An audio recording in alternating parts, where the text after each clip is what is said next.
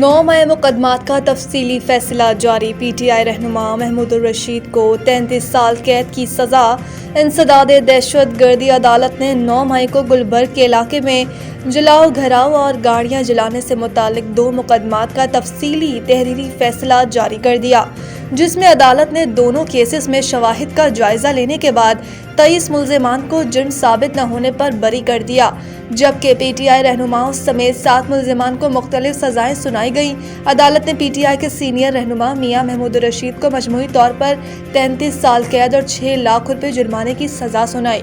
तहरीरी फैसले में कहा गया है कि महमूद उर रशीद को मुख्तलिफ दफात के तहत अलग अलग सजाएं दी गई, जो मजमूई तौर पर 33 साल बनती हैं, जबकि इसके अलावा जुर्माना भी आयद किया गया है। तहरीरी अदालती फैसले के मुताबिक डॉक्टर यास्मीन राशिद, उमर सरफराज चीमा और एजाज चौधरी को 10-10 साल कैद की सजा सुनाई गई। अदालत ने करार दिया कि डॉक्टर यास्मीन राशिद, एजाज चौधरी और उमर सरफराज चीमा का साजिश से मुतालिक मीटिंग में मौजूद होना साबित हुआ, जबकि प्रोसिक्यूशन के मुताबिक इन रहनुमाओं ने जलाओ घेराव के लिए अवाम में इंतशार फैलाया। अदालती फैसले में मजीद कहा गया है कि प्रोसिक्यूशन ने मुख्तलिफ व्हाट्सएप पैगामात, 70 सोशल मीडिया अकाउंट्स की तफसीलात और मुल्जिमान के खिलाफ फॉरेंसिक रिपोर्ट्स अदालत में पेश की। फैसले के मुताबिक JIT ने मुल्जिमान को कसूरवार करार दिया, जबकि किसी मुल्जिम ने JIT रिपोर्ट को किसी फोरम पर चैलेंज नहीं किया, अगरचे हतमी बयानात में सब ने खुद को बेगुनाह करार दिया है।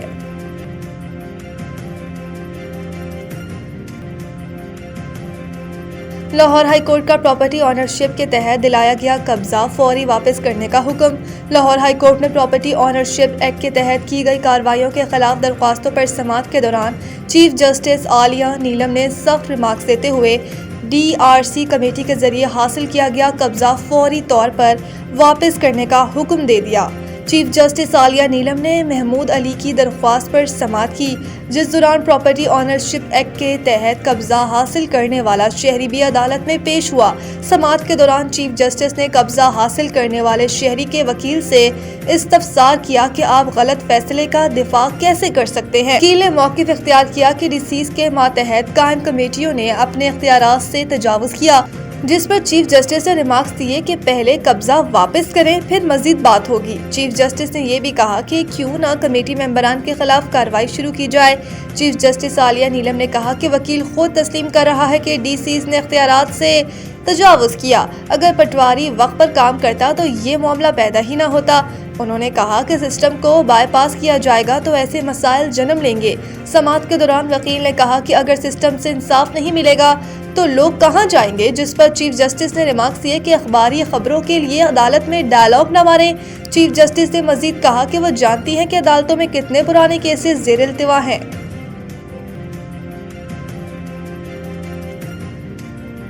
फील्ड मार्शल से उर्दन की मुसल्लह फ़ौज के सरबराह की मुलाकात, दफ़ाई ताल्लुकात मज़ीद मजबूत बनाने के अज़्म का आदा। फील्ड मार्शल सैयद आसिम मुनीर से उर्दन की मुसल्लह फ़ौज के chairman joint chief of staff major general Yusuf Ahmad ने GHQ रावलपिंडी में मुलाकात की।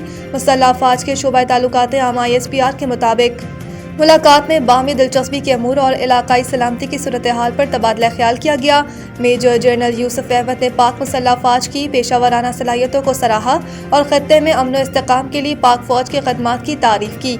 ISPR के मुताबिक फील्ड मार्शल आसिम मुनीर और उर्दन की मुसल्लह फ़ौज के chairman joint chief of staff major general Yusuf Ahmad ने दिफाई ताल्लुकात को मज़ीद मजबूत बनाने के अज़्म का अदा किया। ISPR के मुताबिक फील्ड मार्शल ने बदलते हुए सिक्योरिटी चैलेंजेस से निपटने के लिए मुश्तरका काविशों की अहमियत पर जोर दिया। ट्रंप की नई खारजा पॉलिसी में पाकिस्तान विनर, भारत वाज़े तौर पर लूजर करार।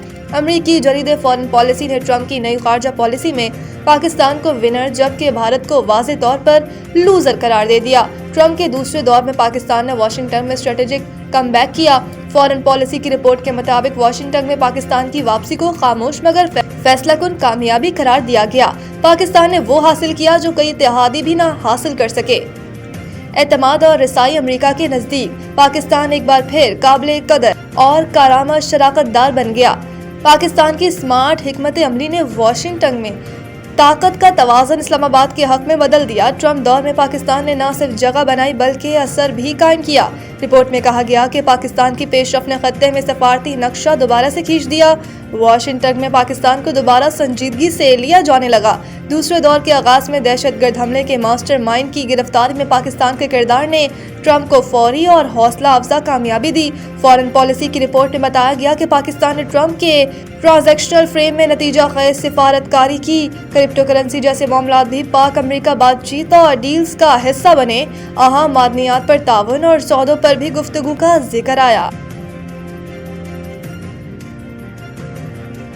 ملک بھر میں سردی کی شدت برقرار، شمالی علاقوں میں پارہ نقطہ اجماد سے نیچے گر گیا۔ لاہ کا درجہ حرارت -10، استور -6، گوپس کا -5 ریکارڈ کیا گیا۔ سکردو، ہنزا، کالات کا -4، کلام، گلگت، کوئٹہ اور دیر میں -3 سینٹی گریڈ رہا۔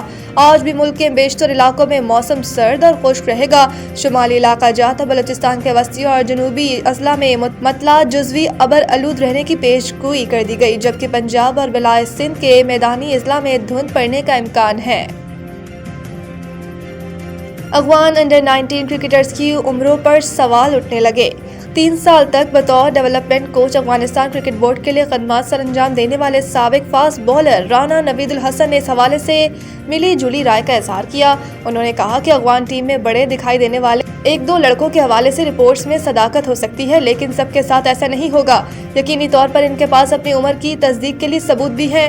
دستاویزات چیک کر کے ہی انٹرنیشنل کرکٹ کونسل نے انہیں کھیلنے کی اجازت دی ہے۔ رانا نوید الحسن نے کہا کہ افغانستان کے نوجوانوں کی جسمانی ساخت ایسی ہے کہ وہ اپنی عمر سے زیادہ بڑے دکھائی دیتے ہیں، جس طرح ہمارے ہاں KPK کے کم عمر لڑکے بڑے نظر آتے ہیں۔